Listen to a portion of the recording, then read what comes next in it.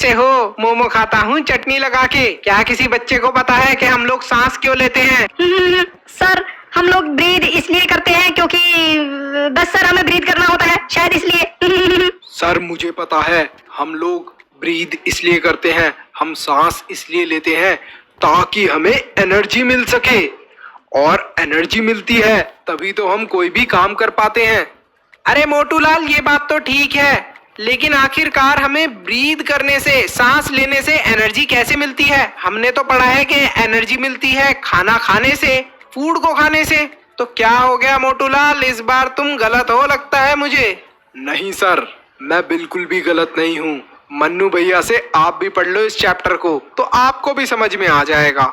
ठीक है, मुझे तो सब आता है इस चैप्टर का क्योंकि मैंने मन्नू भैया से पढ़ाई करी है। Hello and welcome everyone. आज हम पढ़ने वाले हैं क्लास 7 का रेस्पिरेशन इन ऑर्गेनिज्म। बिल्कुल सही बात है, हम लोग आखिरकार रिस्पायर क्यों करते हैं, सांस क्यों लेते हैं? देखो, बहुत सारे हमारे सेल्स फंक्शन परफॉर्म करते हैं, जैसे कि डाइजेशन, रेस्पिरेशन, ट्रांसपोर्टेशन, एक्सक्रीशन। तो इन सारे फंक्शंस को परफॉर्म करने के लिए किस चीज की जरूरत पड़ती है? एनर्जी की। जैसे तुम्हारे फोन को चलने के लिए किस चीज की जरूरत पड़ती है? बैटरी की। तो बैटरी से क्या मिलती है? उसे एनर्जी मिलती है। ऐसे ही सारे लिविंग ऑर्गेनिजम्स को एनर्जी की जरूरत होती है वर्क करने के लिए। लेकिन ये जो एनर्जी होती है किसमें प्रेजेंट होती है? फूड में। ये एनर्जी फूड की तब रिलीज होती है जब हम लोग रेस्पिरेशन करते हैं, यानी कि सांस लेते हैं, ब्रीथ करते हैं। तो हम देखते हैं सबसे पहले कि आखिरकार ये रेस्पिरेशन होती कहां पर है। देखो, सबसे पहले आपने फूड को खाया, डाइजेस्ट होने के बाद वो कहां पर जाएगा? आपके सेल्स के अंदर जाएगा। अब जैसे ही सेल्स के अंदर ऑक्सीजन जाती है, यानी कि हमारी रेस्पिरेशन करी हुई एयर एंटर करती है, वैसे ही एनर्जी रिलीज होती है। एक रिएक्शन होता है जिसके अंदर ये एनर्जी रिलीज होती है। क्या होता है? एक रिएक्शन होता है। हमने सांस ली, ये सांस कहां पर गई? हमारे सेल्स के अंदर गई। सेल्स के अंदर एक रिएक्शन होगा जो हमारा फूड था, फूड किस फॉर्म में कन्वर्ट हो जाता है सेल्स में? ग्लूकोज की फॉर्म में। ग्लूकोज के साथ जैसे ही वो एयर मिलती है, ऑक्सीजन मिलती है या एयर मिलती है, एक रिएक्शन होता है जिसके अंदर एनर्जी रिलीज होती है। वीडियो में आगे जाने से पहले आप सबको एक इंपॉर्टेंट इंफॉर्मेशन देनी है। बहुत सारे बच्चों ने मुझे कमेंट और ईमेल करा कि सर, जो हमने मेंबरशिप परचेज करी थी और हमें नोट्स और सैंपल पेपर मिले थे, वो एग्जाम में बहुत हेल्पफुल थे। इसी वजह से प्लीज आप मेंबरशिप प्राइस इंक्रीज मत करो। तो आप सबके लिए गुड न्यूज है कि मेंबरशिप का प्राइस इंक्रीज नहीं होने वाला, 299 ही रहने वाला है। इसके साथ साथ एक और एक्साइटिंग न्यूज है। इस कॉस्ट को और भी अफोर्डेबल बनाने के लिए पहले 1000 बच्चों को मिलने वाला है 70% डिस्काउंट। तो फटाफट अभी मेंबर बन जाओ। एसएसटी के, इंग्लिश के, साइंस के नोट्स और सैंपल पेपर आपको मिलेंगे जो कि एग्जाम में आपके फुल मार्क्स लाने में हेल्प करने वाले हैं।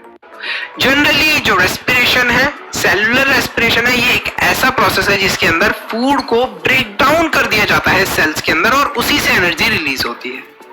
जनरली ये सेल्स के अंदर होता है। ज्यादातर लिविंग ऑर्गेनिजम्स के दो टाइप के रेस्पिरेशन होते हैं। एक होता है एरोबिक रेस्पिरेशन। अब ये जो एरोबिक रेस्पिरेशन है, यहां पर क्या होता है? The process of breakdown of food in the presence of oxygen. Oxygen के प्रेजेंस में होता है। इस रेस्पिरेशन के अंदर कार्बन डाइऑक्साइड, वाटर और एनर्जी प्रोड्यूस होती है।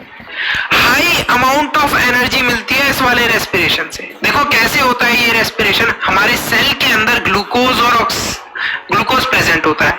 अब ग्लूकोज के साथ जैसे ही ऑक्सीजन एंटर करती है, वैसे ही क्या होता है? एक रिएक्शन होता है। जब रिएक्शन होता है ना, तो ये रिएक्ट करते हैं ग्लूकोज और ऑक्सीजन। पता है क्या मिल जाता है फिर हमें? Carbon dioxide. जब भी हम ब्रीथ करते हैं तभी तो कार्बन डाइऑक्साइड रिलीज कर देते हैं।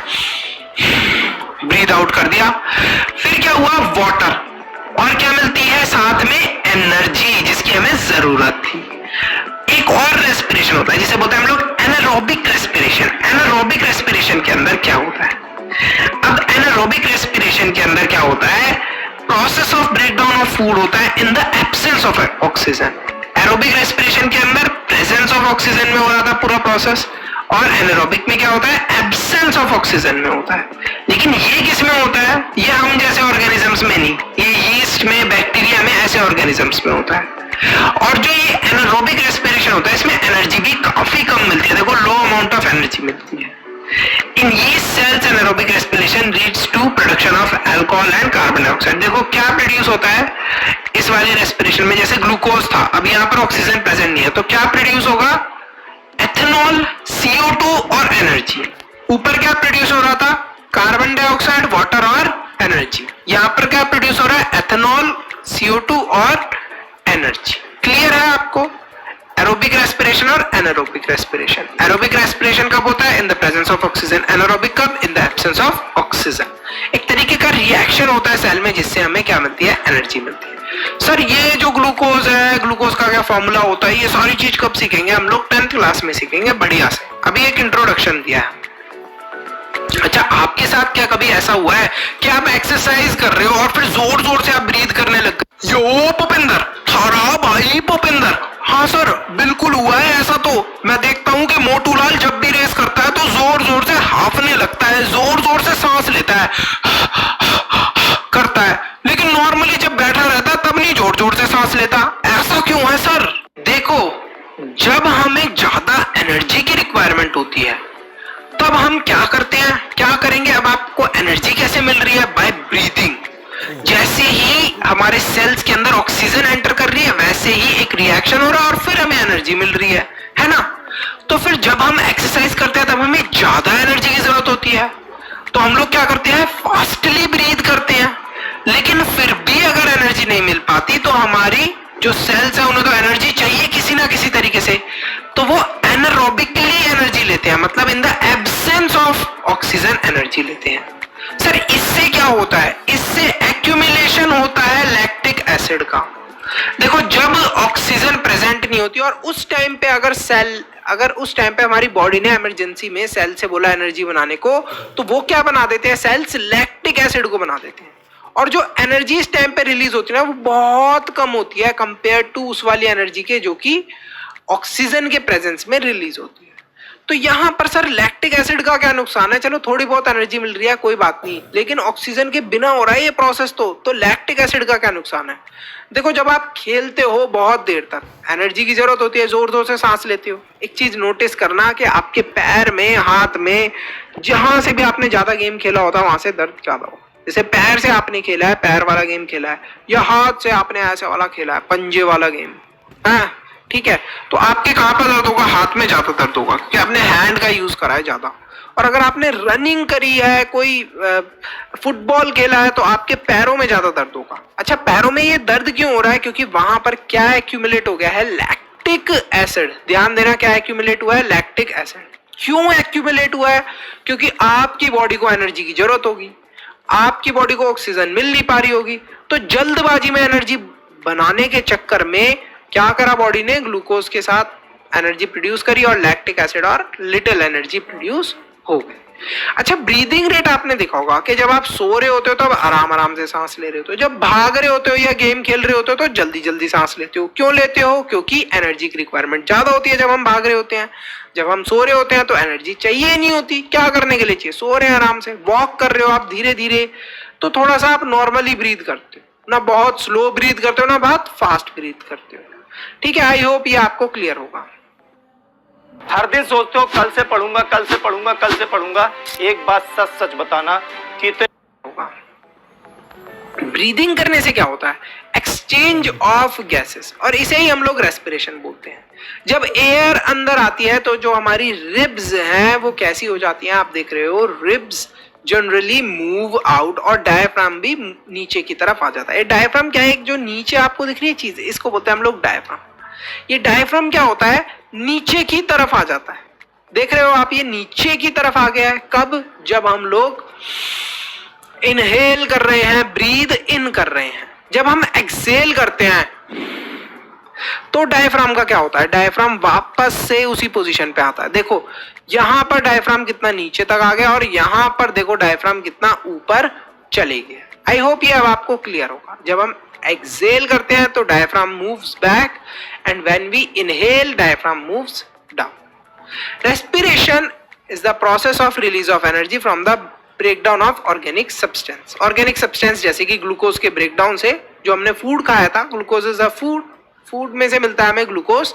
तो वो जो ग्लूकोज है, एनर्जी है, वो कब मिलती है हमें? जब ऑक्सीजन एंटर करती है सेल के साथ और रिएक्शन होता है। It involves the exchange of oxygen from atmosphere and carbon dioxide produce in the body. Body के अंदर हम कार्बन डाइऑक्साइड प्रोड्यूस करते हैं, ब्रीद आउट करते हैं तो कार्बन डाइऑक्साइड रिलीज होती है, ब्रीद इन करते हैं तो कार्बन डाइऑक्साइड नहीं आती, अंदर क्या आती है? ऑक्सीजन आती है अंदर। ब्रीदिंग रेट क्या होती है? ब्रीदिंग रेट क्या होती है कि कौन पर्सन कितनी देर में कितनी सांस ले रहा है, 1 मिनट के अंदर कोई कितनी सांस ले रहा है, उसे बोलते हैं हम लोग उसकी ब्रीदिंग रेट। ब्रीदिंग रेट हमेशा कांस्टेंट नहीं होती, मतलब आप देखोगे कि किसी की कंटिन्यूअस ब्रीदिंग रेट नहीं रहती। अगर कोई बहुत ज्यादा तेज चल रहा है तो हम लोग क्या करेंगे? ब्रीद फास्ट करेंगे। कोई तेज चल रहा है तो उसे एनर्जी की ज्यादा जरूरत है तो वो क्या करेगा? जल्दी सांस लेगा। अच्छा, अगर कोई बहुत धीरे चल रहा है तो क्या करेगा? वो थोड़ा स्लो ब्रीथ करेगा। क्यों करेगा? क्योंकि उसे एनर्जी की रिक्वायरमेंट इतनी नहीं है। एवरेज एडल्ट जो है वो ब्रीथ करता है 15 to 18 टाइम्स 1 मिनट के अंदर, लेकिन अगर कोई एक्सरसाइज कर रहा है तो वो ब्रीथ करेगा फ्रॉम 25 टाइम्स अ मिनट, मतलब 25 मिनट्स तक वो 25 टाइम्स एक बार में ब्रीथ कर सकता है, 1 मिनट के अंदर ब्रीथ कर सकता है। ब्रीदिंग 2 प्रोसेस को इन्वॉल्व करती है, इनहेलेशन एंड एक्सहेलेशन। इनहेलेशन देख लिया हमने, it is the process of taking the air that contains oxygen inside the body. During inhalation, जब हम लोग इनहेल करते हैं तो जो डायफ्राम है वो कहां पर जा रहा है? देखो कहां जा रहा है? इट इज गोइंग डाउनवर्ड्स, नीचे की तरफ जा रहा है। देखो एरो पे ध्यान दो, एरो से बनाया है मैंने, आपको समझाया है। और जब हम लोग एक्सहेल करते हैं तो ये डायफ्राम क्या करता है? डायफ्राम क्या करता है? एयर को बाहर निकाल देता है जिसके अंदर कार्बन डाइऑक्साइड होती है।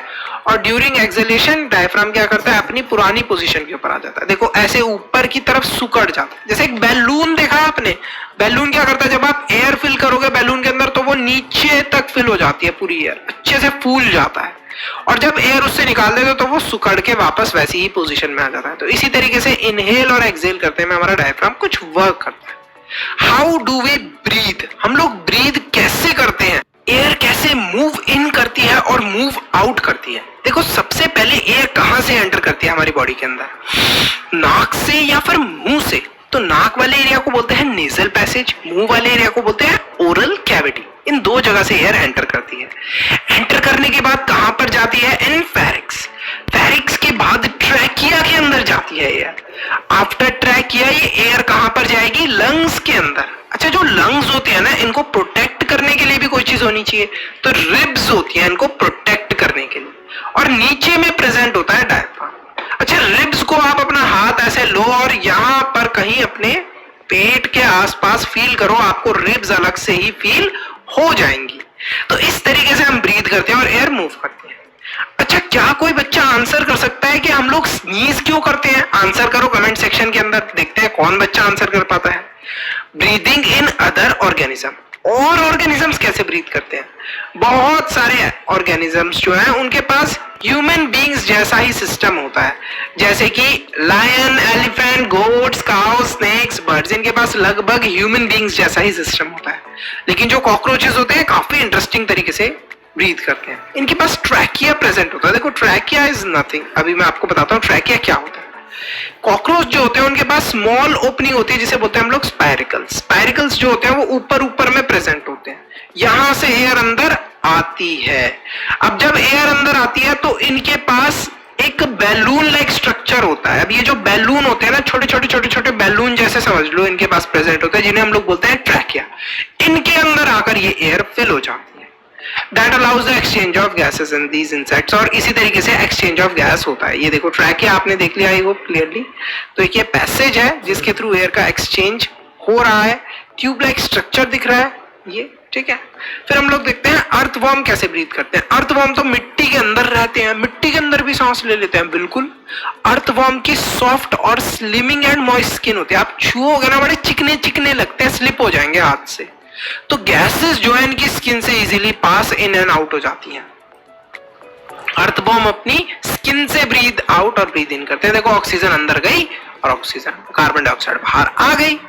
सिमिलरली जो फ्रॉग्स होते हैं उनकी भी स्किन काफी ज्यादा स्लिपरी होती है, मॉइस्ट होती है, जिसकी हेल्प से वो ब्रीथ कर पाते हैं। लेकिन जो फ्रॉग्स होते हैं उनके पास लंग्स भी होते हैं, तो वो जमीन पर भी सांस ले पाते हैं और क्या कर पाते हैं, वो पानी के अंदर भी सांस ले पाते हैं। ब्रीदिंग अंडर वाटर, वो एनिमल्स जो पानी के अंदर रहते हैं वो कैसे ब्रीथ करते हैं? उनके पास स्पेशल ऑर्गन होते हैं जिन्हें बोलते हैं गिल्स, इनकी हेल्प से ये ब्रीथ करते हैं। Animals that live under water have a special respiratory organ, सांस लेने के लिए एक स्पेशल ऑर्गन होता है जिसे बोलते हैं गिल्स, इनकी हेल्प से ये ब्रीथ करते हैं। फिश के पास स्पेशल स्ट्रक्चर होता है जिसे हम लोग गिल्स बोलते हैं फॉर ब्रीदिंग।